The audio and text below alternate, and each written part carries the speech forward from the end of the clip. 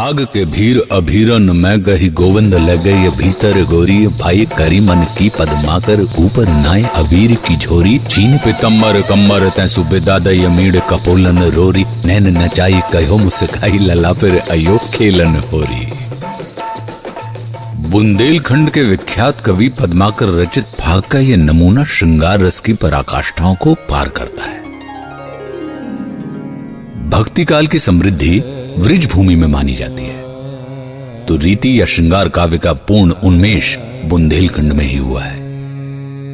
इसी बुंदेलखंड में जन्म लिया है कई कहानियों ने, दिलचस्प एवं रोचकता से भरपूर। उन तमाम कहानियों में से कुछ कहानियां लेकर आज मैं उपस्थित हुआ हूं। मैं आशुतोष राणा आज धरोहर में आपको सुनाऊंगा कहानी बुंदेलखंड में बसे किलों और मंदिरों के हसीन शहर ओरछा की। मेरी मिट्टी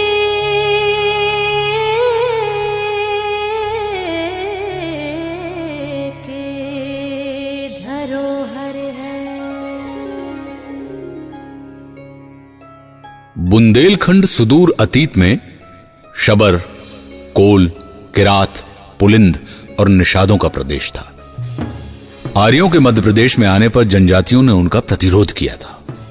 वैदिक काल से बुंदेलों के शासनकाल तक 2000 वर्षों में इस प्रदेश पर अनेक जातियों और राजवंशों ने शासन किया है और अपनी सामाजिक सांस्कृतिक चेतना से इन जातियों के मूल संस्कारों को प्रभावित भी किया है। जाहिर सी बात है कि बुंदेलखंड के प्रमुख शहर ओरछा पर भी इसका प्रभाव पड़ा। ओरछा का इतिहास 16वीं शताब्दी से शुरू होता है जब बुंदेला राजाओं ने इसकी स्थापना की थी। बुंदेला क्षत्रिय जाति के शासक थे और सुदूर अतीत में सूर्यवंशी राजा मनु से संबंधित है। इक्ष्वाकु वंश के भगवान रामचंद्र के पुत्र लव से उनके वंशजों की परंपरा आगे बढ़ी है और इसी में काशी के गहरवार शाखा के कृतराज को भी जोड़ा गया है। लव से कृतराज तक के उत्तराधिकारियों में गगनसेन, कनकसेन, प्रद्युम्न आदि के नाम ही महत्वपूर्ण है। बनारस के राजाओं को अनेक समय तक सूर्यवंशी, सूर्य कुलावतंस, काशीश्वर पुकारा जाता रहा है।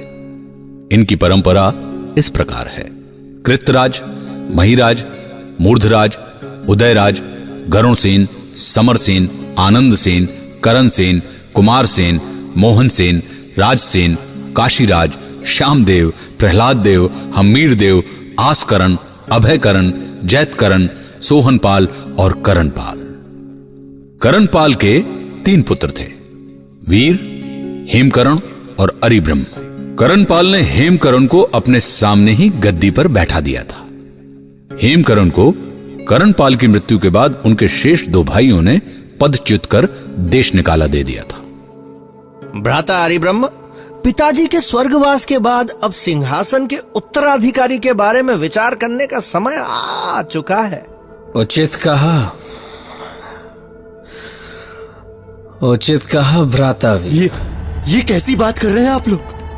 स्वर्गीय महाराज ने सबके सामने, आपके सामने मेरा राज्याभिषेक करवाया था। किंतु वह निर्णय तो उनकी मृत्यु तक के लिए ही था ना भ्राता अरिब्रह्म? जी बिल्कुल सही कहा। क्या? आपने बिल्कुल ठीक सुना भ्राता हेमकरण। पिताश्री जानते थे कि उनका समय पूरा होने वाला है, तभी तो उन्होंने आपको उस समय के लिए सिंहासन पर बैठा दिया था। पिताश्री के वास्तविक विचार तो ये थे कि उनकी मृत्यु के पश्चात उनके सबसे योग्य पुत्रों अर्थात मैं या भ्राता वीर में से कोई एक सिंहासन पर आसीन होगा। ये कैसा छल, कैसा षड्यंत्र है ये? आज जब पिताश्री नहीं रहे तो आप लोग मेरे साथ इस प्रकार का व्यवहार कैसे कर सकते हैं? राज्याभिषेक हुआ है हमारा, समस्त प्रजा के समक्ष सूर्यदेव को साक्षी मानकर। कोई हंसी ठिठोली नहीं है ये। समस्त प्रजा तो भ्राता, मैं ये क्या कह रहा हूँ महाराजाधिराज हेमकरण, यदि आपकी समस्त प्रजा ही आपके विरुद्ध खड़ी हो और उनमें से ही कोई, भ्राता अरिब्रह्म क्या कहते हैं उन्हें? विद्रोही। विद्रोही, विद्रोही। कोई आपका प्रजाजन ही रात्रि में सोते हुए राजा का वध कर दे। ओह, अब समझा। प्रजा के मन में मेरे प्रति जो विद्रोह की जड़ें पनप रही है वह मेरे अपने भाइयों ने पैदा की है। नहीं महाराज, नहीं। हम तो आपको बस सूचित करना चाहते थे कि कहीं आपका कोई विश्वास पात्र सेवक आपके भोजन में विष ही ना मिला दे। और भ्राताश्री, महाराज, आजकल जब अपने भ्राताओं का कोई भरोसा नहीं तो किसी सेवक या दरबारी पर क्या विश्वास किया जा सकता है? तो भ्राता हेमकरण, हम तो आपका हित चाहते हैं, हितैषी हैं हम आपके, मान लीजिए। अपने भाइयों से त्रस्त होकर हेमकरण ने राजपुरोहित गजाधर से परामर्श लिया। गजाधर विंध्यवासिनी देवी के महान भक्त थे। उन्होंने हेमकरण को देवी की पूजा करने के लिए प्रेरित किया। मिर्जापुर में विंध्यवासिनी देवी की पूजा में 4 नरबलियां दी गईं। कहा जाता है कि इन नरबलियों से देवी प्रसन्न हुई और हेमकरण को वरदान दिया। परंतु हेमकरण के भाइयों का अत्याचार हेमकरण के लिए अब भी कम नहीं हुआ।